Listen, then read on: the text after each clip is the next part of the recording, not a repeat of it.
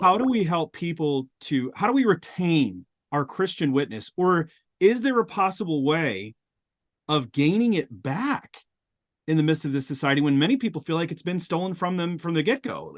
For them, they're like, it doesn't matter what I say. The political narrative that is being portrayed in the media has taken it from me, and I'm the one that has to deal with the collateral damage of what's going on with the people around me. How do I help my people to see biblical truth when they themselves are more co-opted by the media than they are by the scripture itself? Yeah, that is the urgent question that a lot of pastors are dealing with. I mean, the way that I've heard it, you probably heard the same thing. You know, their congregants are watching 15 or 20 hours a week of cable television, and that's shaping their mind and sensibilities because churches get them for, you know, if you're lucky, you get them every Sunday, maybe a Sunday school class, and if you're really committed members, you know, every other week for a covenant group or whatever the name that's being used at that time. And so in terms of the catechesis, the shaping of those sensibilities, the world is shaping it. That is the problem. I mean, basically what's happening is you've got people who and this is true on the left and the right, and even to some extent people in between, that their attitudes, their dispositions are inflamed.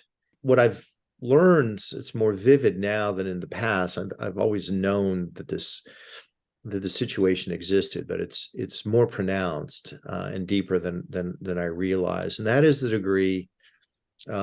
Honestly, Travis, that I think that faith is a secondary for a lot of people who believe in their life that it's primary.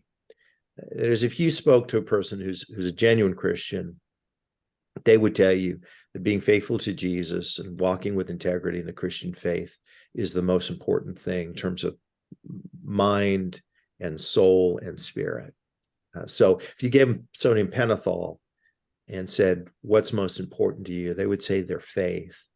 But I think in practice, what happens is that we're all shaped by countless things in our lives, our family of origin, the friends we know, the institutions we attended, the schools that we went to, the communities that we're a part of now, what we watch, the people who affirm us, the people who irritate us.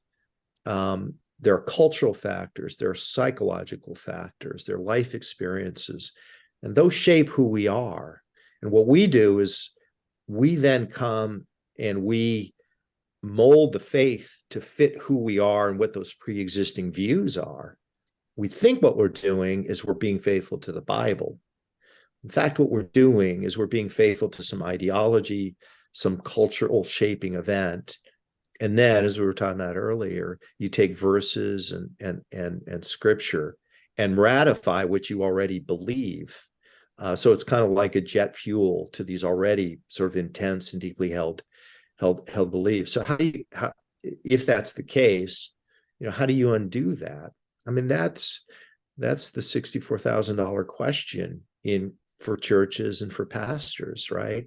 Which is ultimately, how do you shape, you know, to use a Jonathan Edwards phrase, the affections of the heart? How do you fall more in love with Jesus?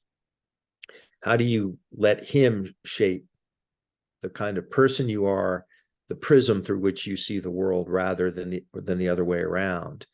And you know, different pastors will have different ways of doing it depending on what their skill sets are. But ultimately, I think what you have to do is you have to get people to fall more in love with Jesus. You've got to get people to model grace. You have to probably reset what the purpose of dialogue and conversation is, which is not victory, but truth. There's